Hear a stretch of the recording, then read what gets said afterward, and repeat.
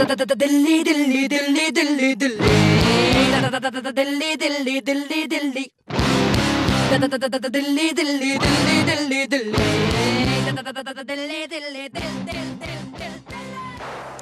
नमस्कार, आपके साथ मैं हूं लावनी विनीत और बहुत खास खबर के साथ आपके बीच हम हाजिर हुए हैं। आज हम राष्ट्रीय राजधानी दिल्ली को सावधान कर रहे हैं, दिल्ली वासियों को सावधान कर रहे हैं, क्योंकि उनके ऊपर इस वक्त उनकी सुरक्षा के ऊपर खतरे के बादल मंडरा रहे हैं। जरा खुद सोचिए कि अगर आप किसी पब्लिक प्लेस पर हैं और वहां अचानक से टीवी स्क्रीन पर, एलईडी स्क्रीन पर एक पॉर्न वीडियो चलने लग जाए, क्या होगा उस वक्त? शर्मसार होंगे, घबराएंगे, चौंकेंगे या फिर वीडियो बनाना शुरू कर देंगे, जैसे हमारी आज की आदत में शामिल हो चुका है।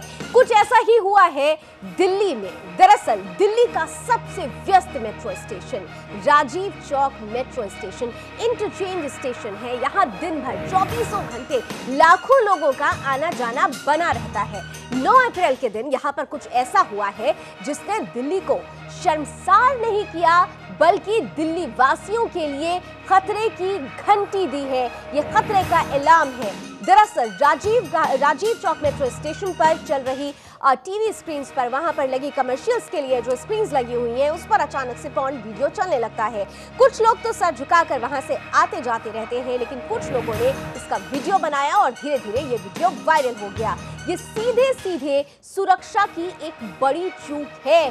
हालांकि इस पूरी खबर के मीडिया में आने के बाद, सोशल मीडिया पर आने के बाद डीएमआरसी की नींद खुली है, कमेटी बिठा दी गई है, जांच की बात कही जा रही है, लेकिन अभी तक किसी तरीके का एफआईआर दर्ज नहीं किया गया है। क्या सिर्फ इतना कर देने मात्र से दिल्ली की मेट्रो की सुरक्षा चाक चौबंद हो जाती है? और वो भी ऐसे समय में जब हमारा देश डिजिटलाइजेशन की ओर बढ़ रहा हो, जब हमारी इंटरनेट पर निर्भरता बढ़ाने की बात हो रही हो, जब हमारा देश पूरी तरीके से साइबर सेटअप के जरिए विकसित देशों की श्रेणी में आने की कोशिश कर रहा हो, तो ऐसे में इतनी बड़ी चूक क्या सुरक्षा के लिए, सुरक्षा के लिहाज से खतरे की घंटी नहीं है?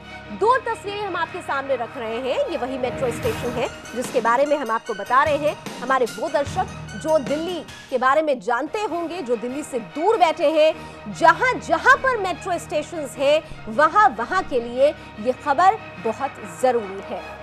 बहरहाल आपको इस पूरे घटना चक्र के बारे में एक बार फिर से बता देते हैं। दिल्ली का राजीव चौक मेट्रो स्टेशन है, लोगों से खचाखच भरा रहता है। अपनी मंजिल तक पहुंचने के लिए लोग मेट्रो का इंतजार करते हैं। 24 घंटे यहां पर भीड़ रहती है। 9 अप्रैल के दिन स्टेशन पर विज्ञापनों के लिए, कमर्शियल्स के लिए लगाई गई टीवी स्क्रीन पर पॉर्न फिल्म चलने लगी। कुछ लोगों की स्क्रीन पर नजर पड़ी तो उन्होंने फौरन इसे अपने मोबाइल में कैद किया।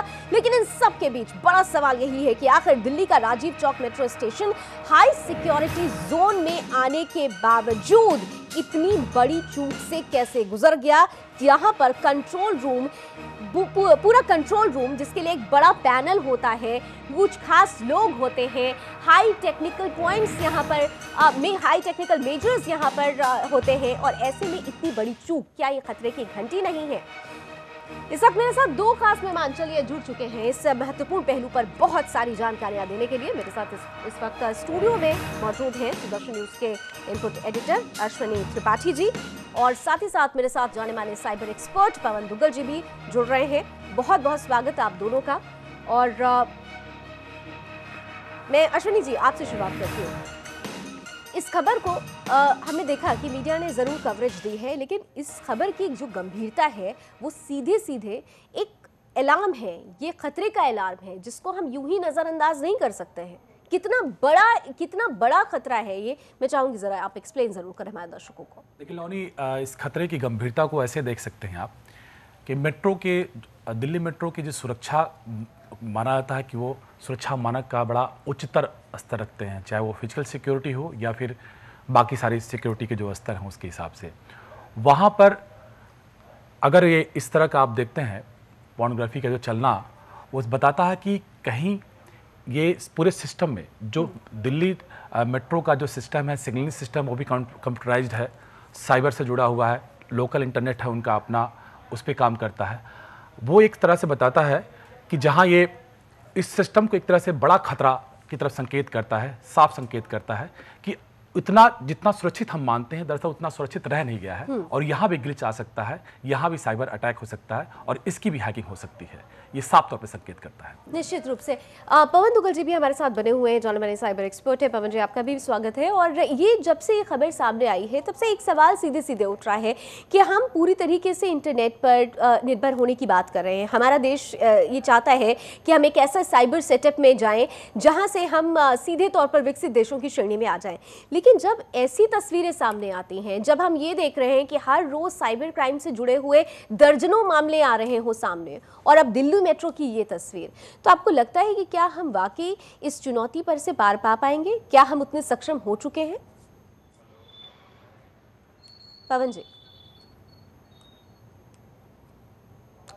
शायद पवन जी के पास तक मेरी आवाज नहीं पहुंच रही है। पवन जी, आप मुझे सुन पा रहे हैं? चलिए, आपकी आवाज नहीं आ रही है। चलिए हम पवन जी के पास जाएंगे, शायद मेरी आवाज़ उन तक नहीं पहुंच रही है। मैं अश्विनी जी, सीधे तौर पर हमने ये देखा है कि एक डाटा ये कहता है कि हर रोज़ दर्जनों मामले सामने आते हैं। उन मामलों में हमारे यहाँ साइबर कानून है, साइबर एक्ट है, संशोधन भी हो चुका है, लेकिन उस पर कोई कार्रवाई नहीं होती, और होती भी है तो शायद खानापूर्ति हो जाती है। ऐसे में किस तरीके से हम इस बड़ी समस्या से पार पा सकेंगे? देखिए लावनी, जिस रफ्तार से हम तकनीकी की तरफ बढ़ रहे हैं और जो मौजूदा सरकार है उसने ये ऐलान कर रखा है कि वो इस देश में सारे गांवों को डिजिटलाइजेशन के तहत जोड़ लेगी। सरकारी जो डिलीवरी सिस्टम है उसको आधार से जोड़ा जा रहा है, वो भी एक साइबर एक फिनोमेना है। और सारे सरकार के कामकाज से लेकर के ट्रैफिक के सिग्नलिंग सिस्टम से लेकर के हर चीज़ को वो साइबर, इंटरनेट और कंप्यूटर से जोड़ा जा रहा है, सैटेलाइट से जोड़ा जा रहा है, जीपीएस सिस्टम से जोड़ा जा रहा है। यानी जीवन का ऐसा कोई आयाम नहीं बचा आज की तारीख में। आपके हाथ में जो मोबाइल गैजेट होता है उससे आप 24 घंटे जुड़े रहते हैं, उसमें सब में साइबर, सॉफ्टवेयर, कंप्यूटर, सारी चीज़ें जुड़ी हुई हैं। और इसी के साथ हैकिंग का जो एक लंबा एक जो है व्यवसाय शुरू हुआ है, और ऐसे हैकर बहुत प्लान तरीके से, यहाँ तक कि कुछ सरकारें भी ऑर्गेनाइज तरीके से कराती हैं दूसरे सरकारों पे जासूसी करने के लिए, उनके सिस्टम को कोलैप्स करने के लिए। सारे वित्तीय जो प्रणालियां हैं आज के विश्व के, चाहे विकसित हों या हमारा देश जो कर रहा, उसमें साइबर का महत्वपूर्ण योगदान है।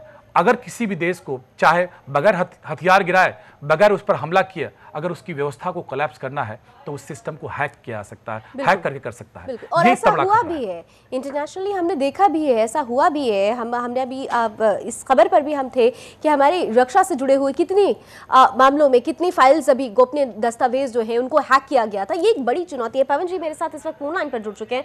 पवन जी, उम्मीद कर रही हूँ आपको मेरी आवाज़ पहुँच रही होगी। एक बड़ा सवाल सीधा सीधा है, आज की तारीख में जब हम पूरी तरीके से इंटरनेट पर निर्भर होने की बात कर रहे हैं, हम डिजिटल दुनिया में जाने की बात कर रहे हैं, और ऐसे समय में इतनी बड़ी तस्वीर का सामने आ जाना, हर रोज साइबर क्राइम से जुड़े हुए मसले सामने आते हैं, दर्जनों मसले सामने आते हैं, लेकिन कोई ठोस कार्रवाई नहीं होती है। और अब तो दिल्ली मेट्रो भी सुरक्षित नहीं है। पवन जी, आज की तारीख में हमारे जीवन में साइबर क्राइम का एक अभिन्न हिस्सा है, अभिन्न योगदान है, चाहे हम बात माने या ना माने। भारतवर्ष में साइबर क्राइम बहुत तेज रफ्तार से बढ़ता जा रहा है, और इसलिए भी प्रोत्साहन मिल रहा है साइबर क्राइम को, क्योंकि ना तो हमारे यहाँ कोई सशक्त कानून है और ना ही कोई हमने इफेक्टिव साइबर क्राइम कन्विक्शंस ले पर रखी है। देखिए, भारत में एक ही सूचना प्रौद्योगिकी कानून है जो भारतीय साइबर लॉ है। ये 2000 में हमने पारित किया था और 2008 में हमने संशोधन किया, लेकिन संशोधनों के बाद अधिकांश साइबर क्राइम्स को जमानती अपराध घोषित कर दिया गया। उसका सीधा असर ये हुआ, लोगों को लगने लगा कि हम साइबर क्राइम कर भी लेंगे, हमें जमानत भी मिल जाएगी, हम अपने बरखलाफ इलेक्ट्रॉनिक एविडेंस डिलीट भी कर देंगे और हमारा कुछ नहीं होगा। और काफी हद तक उनकी शायद सोच ठीक भी है, और यही कारण वैसे कि साइबर क्राइम कन्विक्शन का अकाल सा पड़ चुका है। तो आवश्यकता है, जब तक आप अपने कानून को सशक्त नहीं करेंगे, प्रबल नहीं बनाएंगे संशोधन करते हुए, तब तक आप उम्मीद नहीं कर सकते कि साइबर क्राइम का आप इफेक्टिव तरीके से सामना कर सकेंगे। और यही कारणवश है कि अब इस तरह की चीजें हो रही हैं। अगर राजीव चौक जैसे भारी भरकम मेट्रो स्टेशन पर, जो सर्वप्रमुख मेट्रो स्टेशन है, अगर वो कोई भी हैकर्स आपके नेटवर्क को हैक करके इस तरह की फिल्म चला सकते हैं, तो उन्हें दुनिया में कोई ताकत रोक नहीं सकती कि कल को ऐसी फिल्म चलाएं जो भारतीय सरकार और भारतीय जो सॉवरेनिटी है